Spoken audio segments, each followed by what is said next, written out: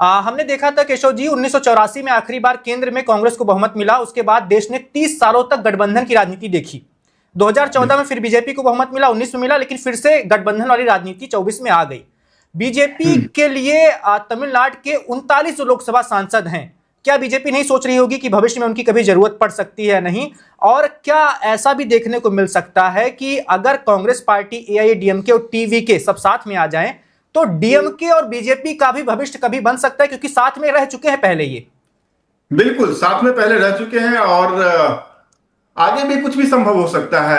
कहा तो इतना तक जा रहा था वैभव, कल एक उड़ती उड़ती खबर यह भी आई थी कि एमके स्टालिन, तमिलनाडु के निवर्तमान मुख्यमंत्री, दिल्ली आ रहे हैं प्रधानमंत्री मोदी से मुलाकात करने के लिए। हालांकि फिर वो बात आई गई हो गई, ऐसा कोई स्पष्ट जानकारी नहीं है कि वो कब आ रहे हैं, लेकिन ये बात जरूर चली थी। आपने खुद ही कहा कि पहले गठबंधन में रह चुके हैं, डीएमके के मंत्री रहे हैं अटल बिहारी वाजपेयी की अगुवाई वाली एनडीए सरकार में जी। आगे भी संभव है।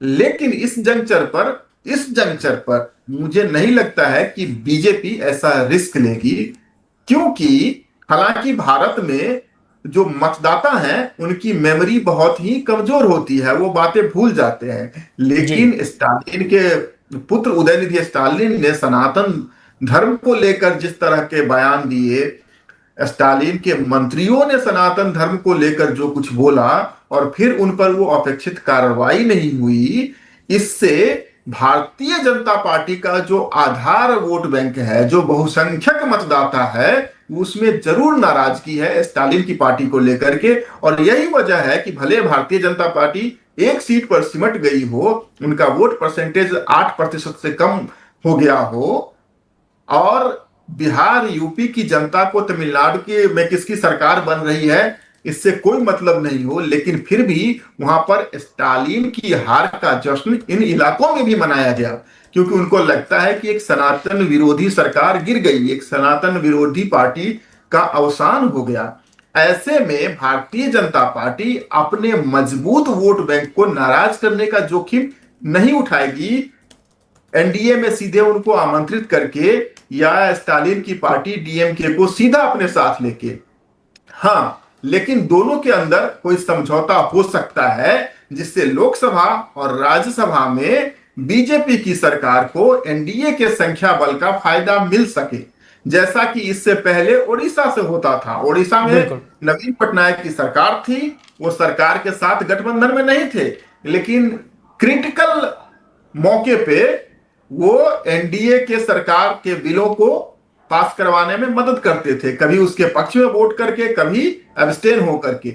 तो ये अंडरस्टैंडिंग बन सकती है डीएमके और बीजेपी के बीच फिलहाल इस लोकसभा के कार्यकाल तक। जब फिर अगला चुनाव होगा तो फिर देखा जाएगा, फिर से नई बात होगी। लेकिन इस वक्त मुझे नहीं लगता है कि बीजेपी डायरेक्ट ये रिस्क लेगी।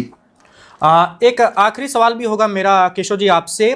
हमने देखा इससे पहले तमिलनाडु की राजनीति में फिल्मी सितारों का जलवा राजनीति में पहले भी देखने को मिला है। एमजीआर ने 1972 में एआईएडीएमके बनाई, 77 में आपातकाल के हटने के बाद उनको सत्ता में मिली थी, 5 साल उनको भी संघर्ष करना पड़ा था। टीवीके को, विजय को तो 2 साल में ही सत्ता मिल गई। लेकिन हमने ये भी देखा है केशव जी कि जब एमजीआर को सत्ता मिली तो उनके जीते जी सत्ता कभी हाथ से गई नहीं। 77 में बने थे तो 87 में जब उनकी मृत्यु हुई, मुख्यमंत्री रहते हुए ही हुई।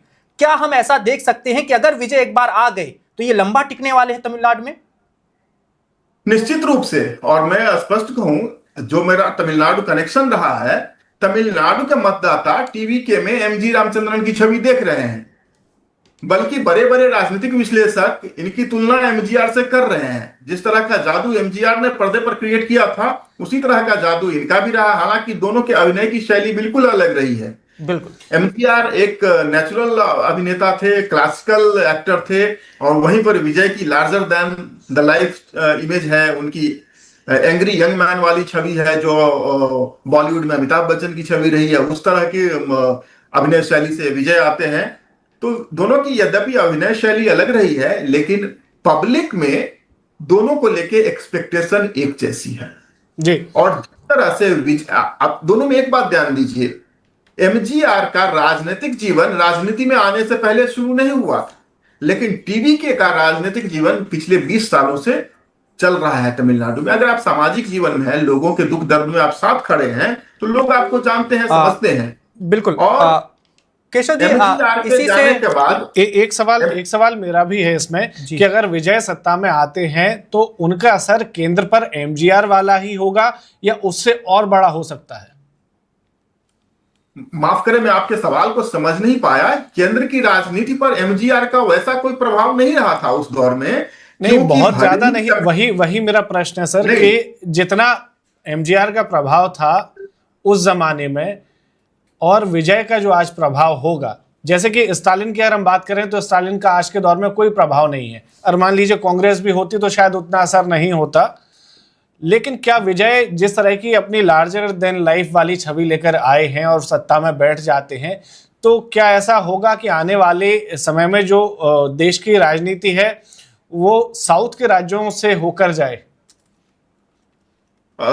इसी बात को लेकर के तो संघर्ष चल रहा है कि नई जो परिसीमन नीति है, लोकसभा में सीटों की संख्या बढ़ाने की जो बात है, उसमें इसी बात को लेकर के तो सारा रहा है। उनको लगता है कि दक्षिण भारत की शक्तियों को कम करने का यह प्रयास किया जा रहा है। हालांकि आपका जो प्रश्न है सिद्धार्थ, मैं उससे थोड़ा अलग जवाब देना चाहूंगा। देखिए, जिस समय में एमजीआर थे उस समय में भले ही तमिलनाडु में कांग्रेस ने अपनी शक्ति खो दी थी, लेकिन राष्ट्रीय स्तर पर उनकी ताकत कम नहीं हुई थी। केंद्र की सरकार के लिए उस समय तमिलनाडु के आंकड़े बहुत महत्वपूर्ण नहीं थे। और आप जिस तरह कह रहे हैं कि स्टालिन अगर आज कांग्रेस की सरकार होती तभी भी उतने ज्यादा महत्वपूर्ण नहीं होते, ये गलत होता। क्योंकि आज अगर स्टालिन के 39 सांसद हैं, तो इस पर यूपीए की सरकार अगर होती या इंडिया अलायंस की सरकार होती तो इनके कंधों पर टिकी होती, जिस तरह से आज एनडीए की सरकार चंद्रबाबू नायडू और नीतीश कुमार की पार्टियों के कंधे पर टिकी हुई है जी। तो गठबंधन का जो दौर आ गया है, जो वैभव कह रहे थे 2024 के बाद फिर से देश में गठबंधन का दौर वापस हुआ है, तो इस समय में स्टालिन अगर गठबंधन में रहते तो उनकी भूमिका बहुत महत्वपूर्ण होती। बिल्कुल। उसी तरह से एक मिनट, एक बात बस ऐड करना चाहता हूं। उसी तरह से अगर तमिलनाडु में या दक्षिण की राजनीति में टीवीके का उदय हुआ है, सी जोसेफ विजय का उदय हुआ है, तो केंद्र की राजनीति के लिए भी वो समीचीन रहेंगे। क्योंकि अब जिसकी भी सरकार बनेगी उसमें संख्या बल की बहुत ज्यादा महत्ता रहेगी। और एक बात और मैं ऐड कर दूं, last point for this round, Vijay की पार्टी टीवी के सबसे बड़ी पार्टी बनती है तमिलनाडु में 4 मई को, और 5 मई को इनके एक विधायक हैं मादर बदरुद्दीन, मदुरई से वो जीत कर आए हैं टीवी के टिकट पे। वो प्रेस के सवालों का हिंदी में जवाब दे रहे हैं। ये कहीं ना कहीं उनके नेशनल एस्पिरेशन को दर्शाता है। विजय अपने आप को, अपनी पार्टी को लेकर राष्ट्रीय फलक पर भी एक भूमिका के लिए तैयार करना चाहते हैं। अन्यथा इससे पहले कभी नहीं हुआ कि तमिलनाडु में जीतने वाली पार्टी हिंदी आते हुए भी हिंदी में खुलकर प्रेस के सवालों का जवाब दे। वो बहुत ज्यादा इंग्लिश तक ही आते थे। हिंदी में जवाब देना 2 बातों का परिचायक है। एक तो ये कि वो घिसी पिटी लाइन पर नहीं चलना चाहते हैं, वो एक इंक्लूसिव पॉलिटिक्स करना चाहते हैं। भाषा के नाम पर, क्षेत्र के नाम पर वो कोई विभाजन नहीं चाहते हैं। एक संकेत ये है। दूसरा संकेत, वो अपने लिए राष्ट्रीय स्तर पर एक बड़ी भूमिका की तलाश में है। बिल्कुल। एक छोटा सा सवाल सिद्धार्थ जी आपसे भी होगा, केशव जी आपसे भी होगा। हमने देखा एमजीआर को 77-80 के दौर में सफलता मिली, उन्होंने अपनी पार्टी बनाई, अपनी पार्टी सरकार बना के आई। उसके बाद उनकी पार्टी से जयललिता आगे बढ़ी। एमजीआर की मौत के बाद उनके पास एक बनी बनाई पार्टी थी, उस पार्टी को उन्होंने आगे बढ़ाया, वो भी कई बार सत्ता में रही। लेकिन एमजीआर के बाद सर बहुत सारे और अभिनेता जो हैं वो राजनीति में आए। कैप्टन विजयकांत आए, उन्होंने बनाई थी, उनको सफलता नहीं मिली। कमल हासन ने पार्टी बनाई, उनको सफलता नहीं मिली। रजनीकांत ने ऐलान किया लेकिन वो राजनीति में कूदने से बच गए। उन्होंने आखिरी मौके पर स्वास्थ्य का हवाला दिया, जो कुछ कहा कि वो नहीं उतरेंगे। लेकिन विजय ने बनाई, विजय को सफलता मिल गई। इसकी वजह आपको क्या नजर आती है सिद्धार्थ जी? और केशव जी आप जवाब दीजिएगा, क्योंकि मुझे जहां तक लगता है कि कहीं ऐसा तो नहीं है कि रजनीकांत ने राजनीति में उतरना तब चाहा जब वो अपने पीक के दौर से चले गए थे। विजय अपनी फिल्मों के पीक के दौर पर है करियर में, इसी वक्त ही वो राजनीति में उतर आए। अगर आप देखें तो रजनीकांत अपने सिर्फ करियर के पीक से उतरना, मैं कहूंगा कि ये बहुत जल्दबाजी होगी, क्योंकि उनकी फिल्में आज भी उतनी अटेंशन गेन करती हैं जितना पहले करती थी। इनफैक्ट जब उनकी फिल्म रिलीज होती है तो अगर आप देखेंगे तो तमिलनाडु में सरकारी हॉलीडे हो जाता है। हालांकि कमल हासन की जो पार्टी थी पक्काली, उसका वो कमल हासन तब आए जब उनकी एक पॉपुलैरिटी जो है एकदम निचले स्तर पर थी उस जमाने में या उस दौर में। मतलब रजनीकांत पे बात लागू नहीं होती ये वाली, कमल हासन रजनीकांत पर लागू नहीं होती। पर रजनीकांत के साथ दूसरा कारण ये लागू होता है कि उनमें एक एंग्री यंग मैन वाला फैक्टर जो है वो पूरी तरह से मिसिंग दिखता है, क्योंकि जो नई जनरेशन है वो भले ही एज अ स्टार उनकी फैन हो, पर उनमें एक एंग्री यंग मैन का जो तड़का है वो उनमें नहीं दिखता था। रही बात कमल हासन की, वो दिखते यंग हैं और तुलनात्मक रूप से रजनीकांत से यंग भी हैं, तो उनमें थोड़ा बहुत देख भी लिया, लेकिन उनकी लोकप्रियता रजनीकांत या विजय के समकक्ष नहीं हो पाई। विजय जो है अभी किसी भी टाइप की फिल्म कर लें, शुरू का अगर विजय का करियर देखें तो बहुत सारी उन्होंने फ्लॉप फिल्में दी हैं, लेकिन एक बार उनका जो हिट होना शुरू हुआ, और वो ग्राफ कभी ऐसा भी नहीं कि हल्का सा लाइट पड़ा हो, हमेशा ब्राइट ही रहा है। और अपनी जैसे आज के दौर में हम देखें तो सलमान या शाहरुख की फिल्में हैं, उनको भी चलने के लिए संघर्ष करना पड़ रहा है। विजय उनसे थोड़े बहुत ही छोटे होंगे, लेकिन उनको कोई संघर्ष नहीं करना पड़ रहा है अपनी फिल्मों को लेकर। साथ ही साथ रजनीकांत और कमल हासन ने कुछ चीजें नहीं की या कुछ चीजें उनके दौर में नहीं थी, वो है ये कि फैन बेस अपना क्रिएट करना और उसको क्लब्स में बदलना। करीब कहा ऐसा भी जाता है, करीब तमिलनाडु में 50,000 से ज्यादा विजय के फैन बेस हैं जो काम करते हैं ग्राउंड लेवल पर। जब कोई बाढ़ आती है, कुछ मुसीबत आती है तो ये सारे फैन बेस जमीन पर जाकर काम करते हैं, उनके बीच में उतर कर लोगों की मदद करते हैं, और विजय से इनको सपोर्ट भी मिलता है, फाइनेंशियल सपोर्ट भी मिलता है और सिस्टमैटिक सपोर्ट भी मिलता है। इसके अलावा सोशल मीडिया पर बहुत सारे फैन पेज हैं जो लगातार उनकी छवि को बड़ा चढ़ाकर दिखाना या महिमा मंडन करना या कहें उसको वायरल करना, ये सब काम किया। रजनीकांत और कमल हासन के पास ये दोनों ऑप्शन उस टाइम पर नहीं थे, या थे भी तो उसका इस्तेमाल नहीं हो पाया, तो एक बड़ा फैक्टर रहा। आज का जमाना जो है वो जेन ज़ी जनरेशन का है, और वो सोशल मीडिया से एक बहुत बड़ा नैरेटिव, डिजिटल जमाने में अपनी बात लोगों तक पहुंचाना आसान है, प्लस उससे नैरेटिव आप बहुत कम टाइम में आखिरी कोने तक पहुंचा सकते हैं। इसीलिए विजय के साथ ही फैक्टर रहा। दूसरा, यंगस्टर इनसे कनेक्ट करते हैं सो करते हैं, और जो अधिक उम्र के हैं, सीनियर सिटीजन एज के लोग हैं, वो भी विजय को काफी पसंद करते हैं। उनकी फिल्में उन तक भी पहुंचती हैं और उतनी ही लोकप्रियता उनकी उस आयु वर्ग में है। प्लस घोषणा ये फुल फ्लेजेडली आए हैं। रजनीकांत या कमल हासन ने ये नहीं कहा कि मैं राजनीति फिल्में छोड़ दूंगा, इन्होंने ऐलान किया। मतलब बैटमैन मूवी अगर आपने देखी हो तो उसमें एक सीन है कि जिसमें क्रिश्चियन बेल बार बार कुएं से निकलने की कोशिश करते हैं, लेकिन रस्सी बांधकर वो बाहर चढ़ते हैं। तो उन्होंने उस कोच से अपने पूछा कि मैं इससे बाहर क्यों नहीं निकल पा रहा हूं, तो बोलते हैं तुम्हारे अंदर डर नहीं है, जिसकी वजह से डिसिप्लिन नहीं है और डेडिकेशन नहीं है। बिल्कुल। तो बोलते हैं वो डर कैसे आएगा, तो बोलते हैं बिना रस्सी के जाओ। और जब क्रिश्चियन बेल बिना रस्सी के जाते हैं और वो कुएं से बाहर निकल जाते हैं, सेम सीन में यहां पर रिपीट होता हुआ देख रहा हूं कि विजय ने पहले ऐलान किया कि मैंने अपनी आखिरी मूवी बना दी है, रिलीज बाद में होगी, बिल्कुल, अब मैं पूरी तरह से जनसेवा में आना चाहता हूं। और इसने एक नैरेटिव, एक माहौल बनाया पूरे तमिलनाडु के अंदर कि ये फुल फ्लेजेडली आ रहे। ये उस तरह के नहीं है कि स्टेप बैक कर लेंगे या आधा इधर रहेंगे आधा उधर रहेंगे, वो वाला नहीं था। तो इस चीज ने विजय को भी एज अ डिसिप्लिन्ड लीडर बनाया है और उनको फुल टाइम पॉलिटिशियन बनने में काफी मदद की है, और यही कारण है कि विजय ऐसे नतीजे दे पाए। और मुझे लगता है कि इससे और बेहतर जवाब केशव जी दे पाएंगे। बिल्कुल, केशव जी के पास चलते हैं इस आखिरी सवाल को लेकर, लेकिन उससे पहले मैं भी अपनी कुछ बात जोड़ना चाहता हूं। केशव जी, मैं तमिल राजनीति को कवर करने वाले एक पत्रकार को पढ़ रहा था, उन्होंने लिखा था कि रजनीकांत के पास भी मौका था विजय वाला। रजनीकांत असल में विजय से भी बड़े सुपरस्टार थे तमिल फिल्मों के, लेकिन वो मौका था उनके पास 90 के दशक में, जब उनकी लोकप्रियता अपने चरम पर थी। लेकिन रजनीकांत उस वक्त उन्होंने राजनीति में आना चुना नहीं। इसके साथ ही उन्होंने एक और गलती की है, रजनीकांत कभी भी अपनी एक राजनीतिक धारा बना नहीं पाए। वो बीजेपी के भी करीबी बने रहे, हमेशा योगी जी के पैर छू लेते हैं, राम मंदिर के शुभारंभ में भी जाते हैं, और इसके अलावा उनका AIADMK से भी अच्छा संबंध रहा। लेकिन विजय ने अपनी राजनीतिक धारा पहले ही बता दी कि देखो, वैचारिक तौर पर मैं बीजेपी का विरोधी हूं, मुझे स्टालिन की राजनीति पसंद नहीं है, मैं इनका राजनीतिक विरोधी हूं। आपको क्या फैक्ट नजर आता है, कभी रजनीकांत विजय क्यों नहीं बन पाए, उनको ऐसी राजनीतिक सफलता क्यों नहीं मिल पाई? बिल्कुल वैभव, मैं जो बात कहना चाह रहा था या मैं जो बात कहता, आपने वही बात ऑलरेडी कह दी है। देखिए, तमिलनाडु में जो सितारों की राजनीति रही है ना, वो कोई नई बात नहीं। हालांकि सिद्धार्थ ने जो कहा, मैं उससे बहुत सहमति नहीं रखता हूं कि विजय ने यह ऐलान कर दिया है कि वो फिल्मों में काम नहीं करेंगे, इसलिए उन्हें पसंद किया जा रहा हो।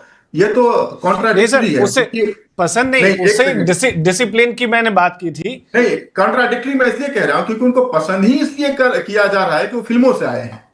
और MG रामचंद्रन ने तो कभी ही नहीं कहा था कि फिल्मों में काम करना छोड़ेंगे। जयललिता राजनीति में जब आई, हालांकि मुख्यमंत्री बनने के बाद उन्होंने फिल्मों में काम नहीं किया, लेकिन वो तब तक फिल्मों में काम कर रही थी। दक्षिण की राजनीति के लिए कोई बड़ा, और फॉर दैट मैटर किसी भी राजनीति के लिए कोई बड़ा मुद्दा नहीं है, बल्कि दक्षिण में तो ये ज्यादा दीवानगी है कि वो उनका नायक फिल्मों में भी काम करता है। नंबर, मैं 2-3 उदाहरणों के साथ अपनी बात कहूंगा। सबसे पहले आते हैं रजनीकांत पर, उसके बाद कमल हसन की बात होगी। आपने वैभव, आपने विजयकांत का भी नाम लिया, फॉर दैट मैटर खुशबू सुंदर भी हैं, सीमन हैं जो एक अलग अपनी पार्टी चलाते हैं, वो भी फिल्मों से आए हुए हैं। लेकिन देखिए, विजयकांत, खुशबू सुंदर, सीमन ऐसे अभिनेता बहुते रहे हैं। वो top of the league Amitabh Bachchan, Shahrukh Khan, Dilip Kumar के कद वाले अभिनेता नहीं है। वो MGR, NT रामाराव के कद वाले अभिनेता नहीं है। तो जब अगर आपके पास खुशबू सुंदर है, तो इनके पास भी उदयनिधि स्टालिन है। तो ऐसे नेताओं की मतलब भरमार है, उनकी कोई जरूरत इस तरह से ड्राइव करने के लिए नहीं है किसी भी पार्टी को। अब आते हैं रजनीकांत पर। यह कहना गलत है कि रजनीकांत ने वह मौका खो दिया। वो 90 के दौर में आते तो बड़ी जीत हासिल करते। 90 के दौर में रजनीकांत की जितनी पॉपुलैरिटी थी, उससे कई गुना ज्यादा पॉपुलैरिटी 2000-2010 के दशक में रजनीकांत की रही है। उनकी सबसे बड़ी हिट्स देखें तो 90 के दौर में नहीं आई है। उनकी सबसे बड़ी हिट्स कौन सी है? रोबो, इंदिरन, तमिल में जो इंदिरन के नाम से बनी है, वो है सबसे बड़ी हिट। वो तो 2000 के दशक में आई है, 2000 मेरे ख्याल से 2010 में आई है शायद वो फिल्म। और क्या इसकी वजह वो भी हो सकती है कि उस दौर में करुणानिधि जिंदा थे, जयललिता का अपना एक प्रभाव था, अभी वो स्पेस खाली हुआ है? नहीं, मैं जो बात कहना चाह रहा हूं वो ये है कि रजनीकांत अगर निर्भीक होकर राजनीति में आते तो वो एक अलग ही कीर्तिमान स्थापित करते। तो ये जो 108 सीटें आप देख रहे हैं विजय की, वो 208 सीटें हो सकता है रजनीकांत की होती। लेकिन जो लोग लोकप्रियता की शिखर पर होते हैं, उन्हें लोकप्रियता खोने का भय होता है। जो बात आप कह रहे थे वैभव, कि कभी अन्ना द्रमुक के पास चले जाते हैं, कभी मोदी जी के पास चले जाते हैं। जैसे ही आप याद कीजिए कि 2020 में जो कोविड का समय था, उस समय में रजनीकांत ने ऐलान किया था कि वो अपनी पार्टी बनाएंगे। और जब आप राजनीति के मैदान में उतरेंगे तो स्वाभाविक है कि आपका विरोध भी होगा। रजनीकांत के विरोध में सोशल मीडिया पर कुछ फैन पेज बन गए थे, मतलब कुछ पेज बन गए थे और उनका विरोध शुरू हो गया। अब रजनीकांत डर गए। उन्हें लगा कि जो उनकी लोकप्रियता है एक अभिनेता के रूप में, नेता के रूप में, वो लोकप्रियता कम से कम एक साइड से वो खो देंगे। कोई आपका प्रशंसक होगा, राजनीति में कोई ना कोई विरोधी तो होगा ही। जबकि entire Tamil Nadu, across the communities, सब रजनीकांत के प्रशंसक ही हैं। आपको मैं एक और बात बता दूं, और ये अतिशयोक्ति नहीं है, यह ऑनलाइनर पकाऊ जोक भी नहीं है। सच में जब रजनीकांत की फिल्म रिलीज होती है, लोग अपने फुटवेयर उतार के जाते हैं थिएटर में। इतनी बड़ी दीवानगी है रजनीकांत को लेकर के। लेकिन लोकप्रियता खोने का जो उनका भय था, वो उन्हें जो अन्य विचारधारा है उससे अलग दिखने का साहस नहीं दे पाया। इसीलिए रजनीकांत ने ऐलान किया और फिर उसको रिट्रैक्ट कर लिया। वो अपनी पार्टी बनाने का वादा करके पार्टी खत्म कर देते हैं बनने से पहले ही। एक बात ये हुई। इस कैलिबर का दूसरा अभिनेता जो राजनीति के मैदान में पिछले कुछ समय में आते हैं, वो है कमल हासन। यह कहना भी गलत होगा कि कमल हासन क्लासिकल एक्टर रहे हैं तो इनकी ऐसी लोकप्रियता नहीं है। MGR भी क्लासिकल एक्टर ही थे। सर वो जमाना दूसरा था। उनकी नहीं, कमल हासन को लेकर के आज तमिलनाडु में क्या आग्रह है? क्या उनको कमजोर अभिनेता माना जाता है? क्या उनकी फिल्में नहीं चलती हैं? सर लेकिन बिल्कुल चलती हैं। उतने बड़े भी तो नहीं है जितने विजय या फिर रजनीकांत। नहीं, रजनीकांत के समकक्ष है कमल हासन, विजय से तो कुछ खांचे ऊपर ही आते हैं। लेकिन देखिए, मैंने वैभव, अगर आपको याद हो तो आज के इस सत्र के शुरुआत में ही मैंने ये बात कह दी थी, फिर से कहता हूं कि वो सारे बड़े अभिनेता, मैं विजयकांत की, सीमन की, खुशबू सुंदर की बात नहीं कह रहा, मैं टिपिकली कमल हासन और रजनीकांत की बात कर रहा हूं और विजय की बात कर रहा हूं। रजनीकांत की बात तो हो गई, कमल हासन भी और रजनीकांत भी फॉर दैट मैटर वो क्लैरिटी लेकर नहीं आए। रजनीकांत की बात तो खत्म हो गई, वो साहस नहीं जुटा पाए थोड़ी सी लोकप्रियता खोने का। अब कमल हासन राजनीति में आ भी जाते हैं तो वो डीएमके से अपनी निकटता दिखाते हैं। अब लोगों के सामने यह प्रश्न है कि वो जब कमल हासन ही डीएमके है तो वो डायरेक्ट डीएमके को ही क्यों न चुने। अब आते हैं बात विजय पर। विजय ने शुरुआत से ही एक क्लैरिटी रखी। वो क्लैरिटी ये थी कि मैं डीएमके का विरोधी हूं। दूसरी क्लैरिटी उन्होंने ये भी रखी कि मैं बीजेपी का भी विरोधी हूं, क्योंकि जैसे ही तमिलनाडु की जनता को यह लगेगा कि ये डीएमके का विरोध कर रहे हैं और भारतीय जनता पार्टी के साथ जा रहे हैं तो उनके हार की पटकथा लिख दी जाएगी। इसलिए विजय ने, भले कांग्रेस विजय को राजनीतिक रूप से अपरिपक्व मानती हो, लेकिन विजय ने बहुत बड़ी राजनीतिक परिपक्वता का परिचय देते हुए भारतीय जनता पार्टी के तरफ से मिले हुए गठबंधन के प्रस्ताव को नकार दिया और इसकी वजह से केशव जी जो 10-12% अल्पसंख्यक वोटर हैं, ईसाई और मुस्लिम, उनका भी समर्थन एक तरफा मिला है विजय को। बिल्कुल, उस पर भी आता हूं। उससे पहले तो क्या हुआ कि बीजेपी विरोधी जो वोट है वो डीएमके से इनकी तरफ शिफ्ट हुआ। डीएमके से नाराजगी वाला वोटर जो है वो भी इनकी तरफ शिफ्ट हुआ, विजय की तरफ। अब आते हैं, विजय ने तमिलनाडु में एक नया नियो वोटर ग्रुप क्रिएट किया है, वो है CDA। सी मतलब क्रिश्चियन, डी मतलब दलित, ए मतलब अल्पसंख्यक। अगर इनकी बीजेपी से निकटता दिखती तो अल्पसंख्यक वोट तो किसी हालत में नहीं मिलते और तमिलनाडु में बहुसंख्यक वोट भी नहीं मिलते। डी दलित, डीएमके में जो डी फैक्टर है, दलित फैक्टर, उनको वर्षों तक सत्ता में बनाए रखा, लेकिन पिछले कुछ दिनों से दलितों के उत्पीड़न की जो कहानियां सामने आ रही थी, एक नाराजगी थी जिसका लाभ इन्हें मिला। और एक बात मैं बहुत जोखिम लेकर आपके शो में बोल रहा हूं, वो ये है कि तमिलनाडु की डेमोग्राफी बदली है। मिशनरी जो वहां पर सक्रिय हैं उसके कारण छोटा ही सही एक वोट बैंक बना है जी, वो है क्रिश्चियन वोट बैंक, वो बना है। आप कन्याकुमारी वाले इलाके में जाए, वहां पर वो वोट बैंक बन गया है। इसी तरह केशव जी, सर छोटे समय की थोड़ा कमी है सर, आखिरी सवाल भी आपसे ले लेता हूं। आखिरी तो मैं कई बार बोल चुका हूं, लेकिन ये वाला सवाल आखिरी होगा। वो ये कि अगर 2016 में जयललिता की बीमारी से मौत ना हुई होती, अगर करुणानिधि 2018 में ना मरे होते, ये दोनों जीवित होते, तो उनके रहते हुए कभी विजय जैसा अभिनेता नेता बन के इतनी सीटें ला सकता था आपके हिसाब से? अच्छा देखिए, ये तो जो हमारे क्रिकेट के कमेंटेटर हैं नवजोत सिंह सिद्धू, वो कहते हैं कि अगर हमारी चाची की मूछें होती तो मैं उन्हें चाचा ना कहता। अगर आज की तारीख में जयललिता मैदान में होती, करुणानिधि मैदान में होते, तो क्या पता विजय शायद मैदान में ना आते। लेकिन मुझे लगता है कि अगर ये दोनों भी दिग्गज अभिनेता और पटकथा लेखक बतौर राजनेता मैदान में होते, उस दौर में शायद विजय को ऐसी कामयाबी नहीं मिलती। मुझे ऐसा लगता है कि तमिलनाडु में अम्मा को लेकर के दीवानगी रही है। हालांकि तमिलनाडु का एक चरित्र भी रहा है कांग्रेस के अवसान के बाद, और खासकर एमजीआर के अवसान के बाद कहें तो, एक बार इनको सत्ता मिलती है, दूसरी बार उनको मिलती है सत्ता, हर अल्टरनेटिव टर्म में ट्रांसफर हो जाती है। लेकिन यह करिश्मा भी अम्मा नहीं किया है। 2016 में उनकी सरकार वहां पर रिपीट होती है, तो इस बात की संभावना जरूर होती कि अगर आज की तारीख में अम्मा और कलेंगर होते तो शायद विजय को इतनी बड़ी सफलता नहीं मिलती।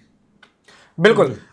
सिद्धार्थ जी, आपको जोड़ना चाहते हैं बातचीत क्या? इसमें बिल्कुल वैभव, अगर काश यूं होता तो क्या होता वाला तो फैक्टर हमेशा हर घटना और दुर्घटना के साथ रहता ही है। लेकिन एक बात यह है कि अगर वो होते भी जयललिता अम्मा का निधन हुआ था 5 दिसंबर 2016 को।